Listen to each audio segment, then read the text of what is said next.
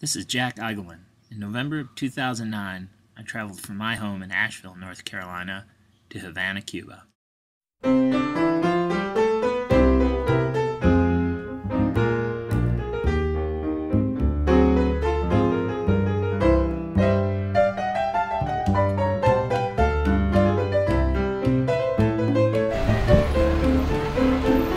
Shortage of old cars here.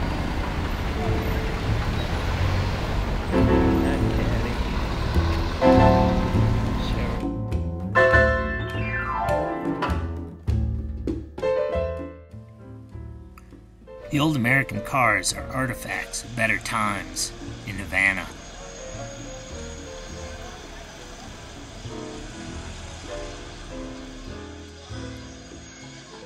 Keeping them going is testament to the ability of habaneros to do more with less. It seems there's a never-ending supply of Detroit's finest in varying degrees of condition, from wheelless to mint.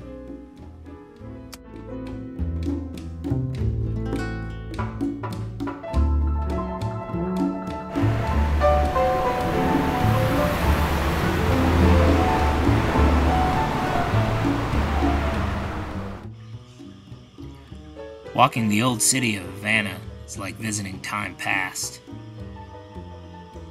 It's said that habaneros walk in the center of the streets to avoid crumbling buildings. And like the city's transportation network, the buildings of Havana have suffered from shortages of materials, funds, and perhaps incentive to repair the city's aged facades and outdated infrastructure.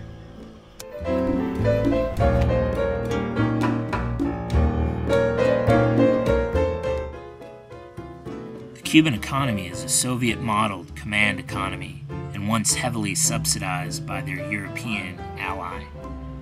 When the USSR collapsed in 1991, the Cuban economy suffered too. Since meager state salaries don't go far, many goods are rationed. And while the Castro government initiated small-scale market reforms in the early 90s, many Cubans rely on an underground market economy and dollars sent from families abroad just to scrape by.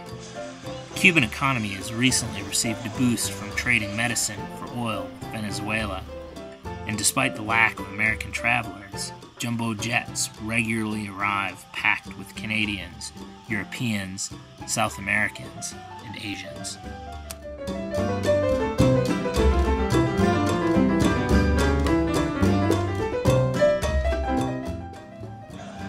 Baseball is Cuba's national pastime, and Havana is home to two teams in the Cuban National Series, the Industrials and the Metropolitans.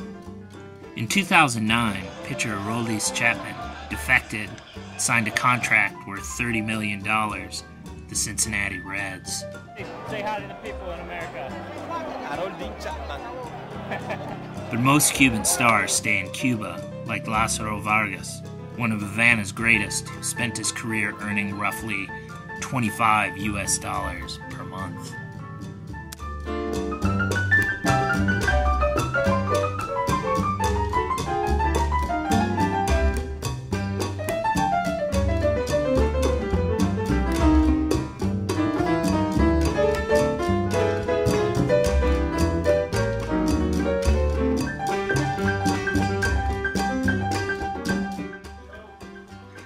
Everywhere in Cuba are tributes to the heroes of the Cuban Revolution: Fidel Castro, his brother Raul, Che Guevara, and poet Jose Marti.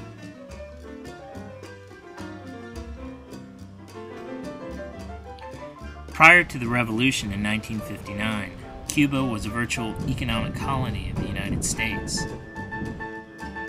But since Fidel Castro took power, the sometimes flimsy, usually non-existent diplomatic and economic relations between the two nations is one of the lasting legacies of the Cold War.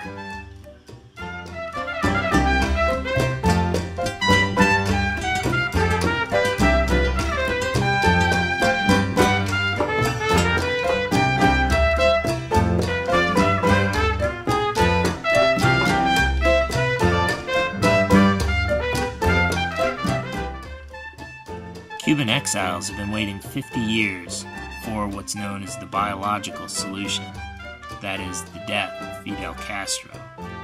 However, the socialist government seems to have staying power and proved it with an orderly transition in 2008, leadership from ailing Fidel to brother Raul. While U.S. President Obama has pursued a policy of slow diplomatic engagement with Cuba, there's little noticeable effect. In 5 decades after the revolution, in Havana, much remains as it's always been.